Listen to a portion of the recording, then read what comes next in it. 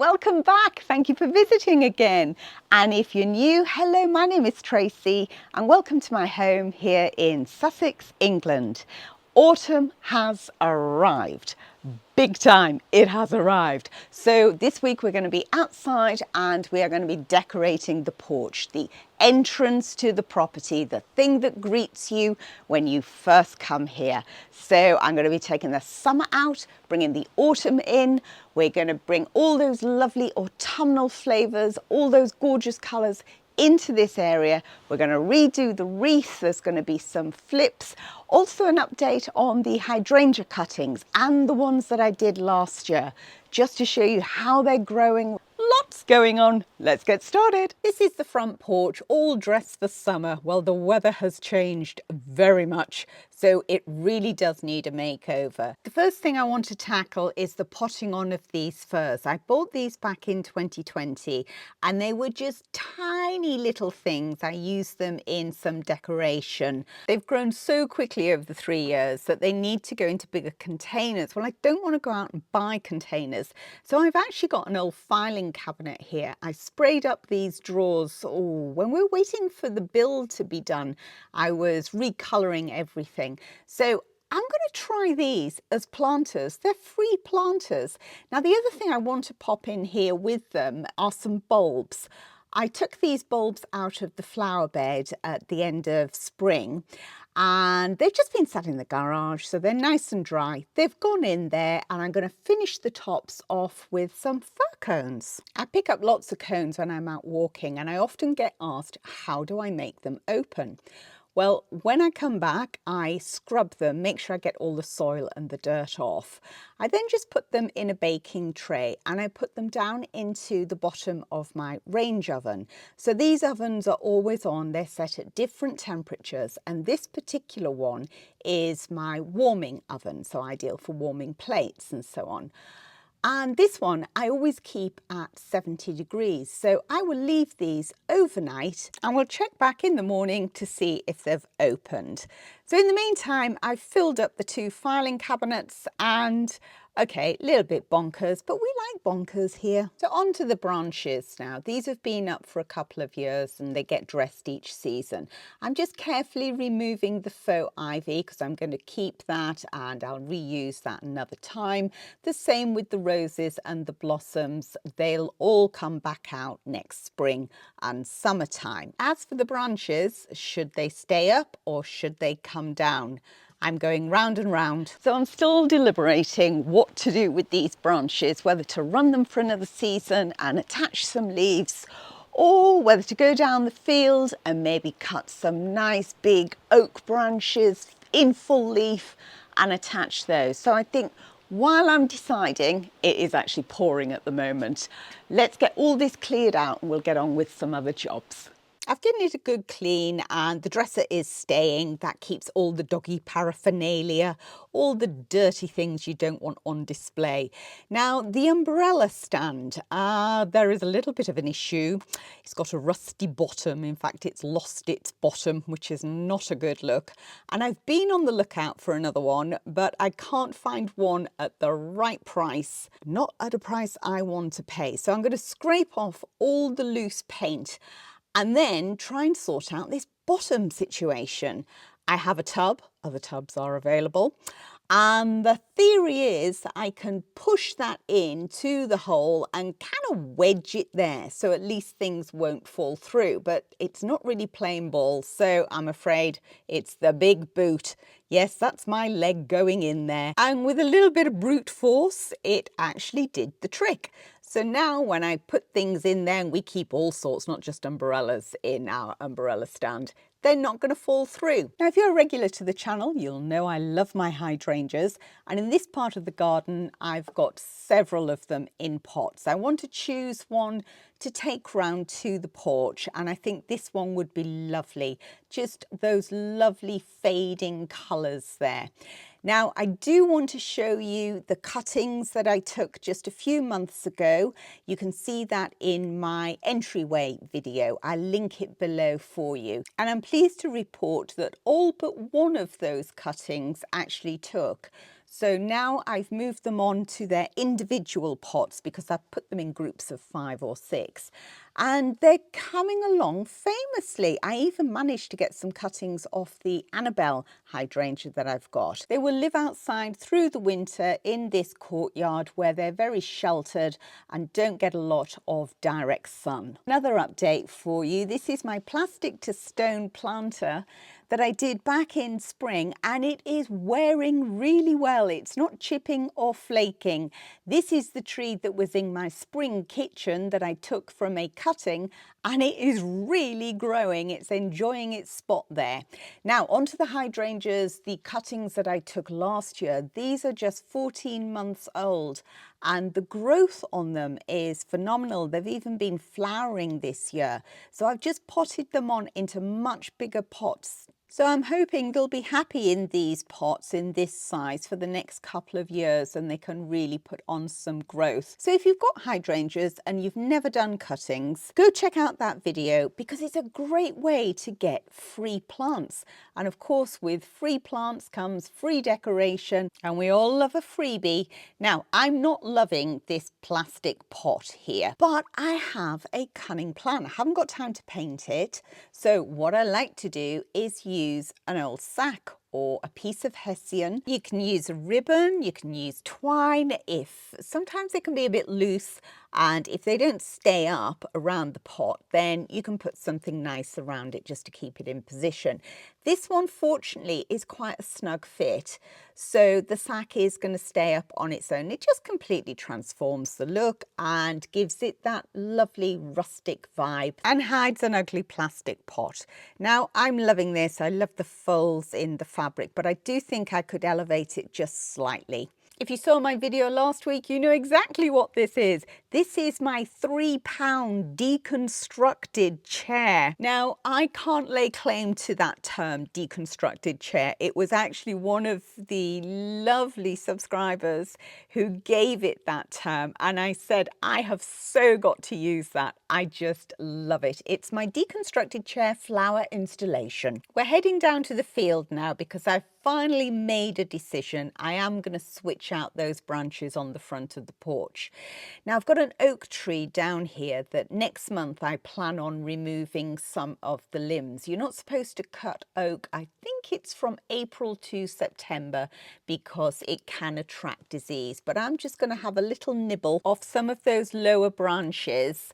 Now I am raising the canopy, as I say, so I will be cutting right back to the trunk of the tree and taking those limbs down. It's just a way of keeping the tree under control, allowing the light underneath, and it just makes for a healthier, happier tree. When I'm cutting for decoration, I only ever cut from areas that I know are about to be pruned or need to be cut back anyway. I'm happy with the size and shape of those, so I'm going to get those back up to the house, although I think Bertie is wondering what kind of sticky game I'm playing here. But before I can put the new branches up, I've got to take the old ones down. These are attached with cable ties and then wrapped in twine, and now we have a very naked porch. It does feel strange, but not for long, as these went up quite easily, particularly as my son was around just to give me that helping hand. It would have been really difficult trying to get these up on my own. I do need to trim them into shape slightly, so where odd bits are sticking out, they kind of spoil the eye line. And there's a lantern there, so I need to just open that up so we can actually see the light. I'm actually doing very little trimming because I want them voluminous, you know, I want a real statement. I'm feeding some of the branches through and into the porch as well. Now I have attached them with cable ties. Here's a quick tip. If you have cable ties and they are just not long enough, if you take rough side to rough side and feed them through, you can keep on adding them until you get the length that you need. Now, yes, this is plastic, but these are very heavy branches. I already had the cable ties, so I might as well use them. I then trim off, so it's really quite a tight band going round. And then to disguise the ugly cable tie, I'll use twine. Now the leaves will do what leaves do at this time of year, and they will decay. Those that don't drop off I will take off, and then I've got branches in situ ready to put fairy lights through for the whole of winter. Now we need to dress the inside of the porch, and it will be no surprise to you that I am going the rustic route. These are old potato chitting trays. I bought a job lot of about 20 of them from an antique store down in Rye, and I use them in all sorts of different ways around the property. An antique mirror has a basket in front of it that I like to put cuttings in from the garden. There's a wreath that I made from cuttings from the field, and a bell that people have strangely started ringing in lieu of a doorbell. I'm super pleased with the umbrella stand. At least it buys me some time now while I find a new one.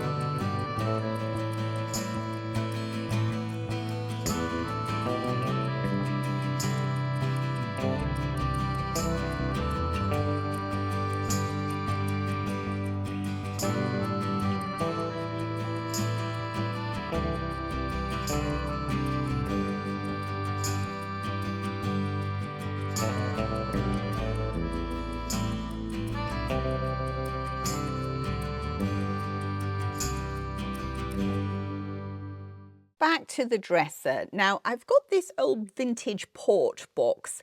I didn't actually buy the box. It came as a job lot at the auctions. I think it had a load of glassware in it.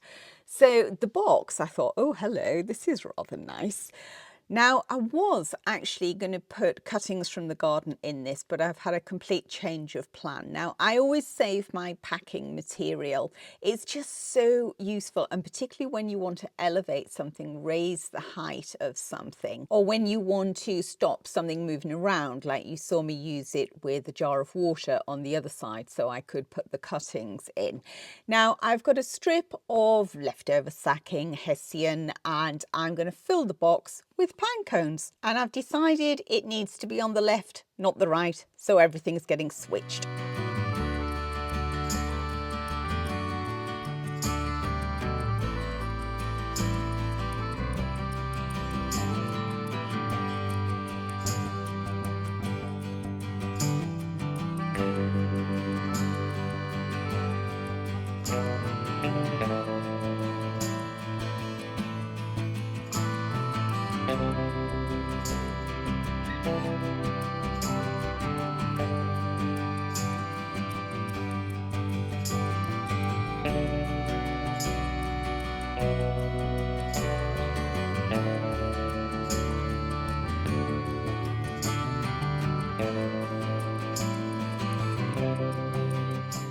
Now there's still the wreath to do, but it's getting late in the day, so that's going to have to go into tomorrow. I'm going to take Bertie out for a run just before supper, and I know some of you like to see my local area. This is a place we love to walk, and it is literally a couple of minutes from where we live. Now, one place in particular on this walk which always fills my heart with joy is this beautiful old church. There's been a church here since 1250. It's a stunning building, and we walk through the churchyard here and there's this most wonderful old tree. And when I say old, I mean it is really, really old. This yew tree predates the birth of Christ. Those pine cones have been in the oven overnight, so let's get them out and see if the heat has worked its magic. And yes, it has. They open up beautifully. So all I have to do now is shake out all those wonderful little seeds inside, let them cool down, and then they are great to style with. So for those of you who've messaged and asked how I do actually open up the pine cones, I hope now you completely know how to do it. It's really just that simple. I'm going to pop these out in the porch into the port box, and then we'll go back to the kitchen and we will start doing the wreath, the great big wreath. I'm quite sad to be pulling this one apart because I've really enjoyed this. I think it was one of my better ones, but you know, time moves on. This wreath base is actually made of straw, and I bought it several years ago at Costco. Do you know, I say several years ago, it's got to be over 10 years, if not close to 15 years ago. And it serves me so well. When it's all made up, it's coming out about 3 foot across, which is perfect for that front door. So let's get rid of all the summeriness and bring in autumn, bring in those lovely fall colours. Now I know there are lots of different ways of doing wreaths, but this is my way. I use florist wire and I just wrap round and round and round, and that is it. Maybe a little bit of glue at the end. Depends what I'm using. Now, I think I'm definitely going to use those faux dahlias. Don't know if I'm using the eucalyptus. I've got some old roses that I've dropped some spray paint on. And then I've got the leaves. Again, you've seen these leaves come up in a couple of my autumn videos that I've done this year. I've got some faux leaves as well that I took off an old wreath and spray painted. I may or may not use them, but I am definitely going to use these cuttings from the field. I've been drying them in the garage. And the teasels were from last winter. I collected those. And of course, my Annabelle hydrangeas that are all over the house. Dried them all. I've even got another batch of mop heads going. They're drying in the cloakroom because it's cool and dark there. Although it does give visitors quite a surprise when they need to use the little room. So I'm going to strip the old wreath. Now, I'm very much a waste not, want not kind of gal. So that ribbon will be set aside, including the pins that have been used to hold twigs that have been used on the wreaths for several years, and I just keep spray painting them a different colour. The peonies and roses will be set aside for next spring, and everything else just gets sorted into piles.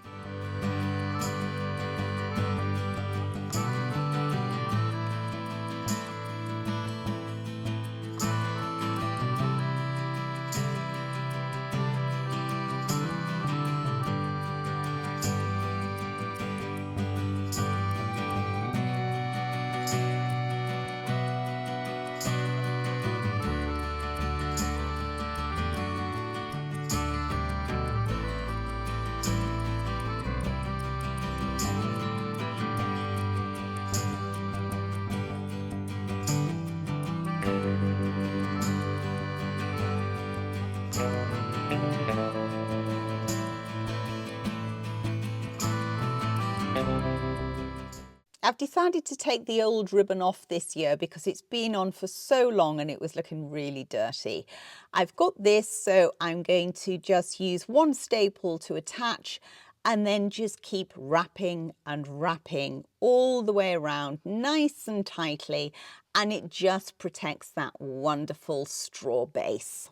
So I've gone all the way around, feeling very smug with myself, using up some old ribbon until, yes, I was a couple of inches short. Isn't it always the way? Fortunately, I've got some very similar ribbon, so I'm just going to close that area up with that. Before I start constructing the wreath, I'm going to make up a few bundles with the dried grasses. This is broom, so I'm just using a little bit of the florist wire around the end there, nice and tightly, and then I've got like little bouquets, if you like. So once I get that green wire actually attached, it's going to stay on all the way around. If I need to make up any more bundles, I've got some of the covered wire that I can use.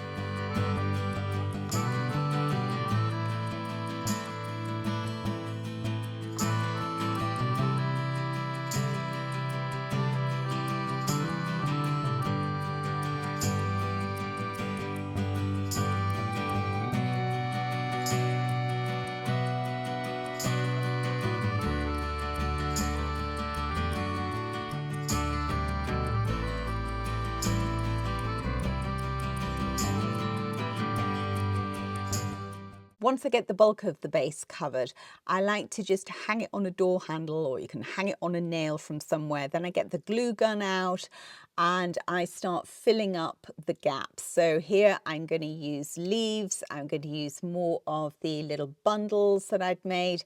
And this time I'm going to make some floppy spirals. So I've got some of the covered wire, just winding it round a handle. I find this ice cream scoop is great because it's really smooth, so it comes off the end easily. And then I cut a length to create a stem, then just poke it into the flowers, into the wreath. It catches, so it doesn't need any glue or any wire to keep it in there. So one final stand back, check that everything looks balanced, and then we're good to go and take it to its new home for the autumn. Now I know my style is not for everyone, but if you're still watching this, then maybe it is for you.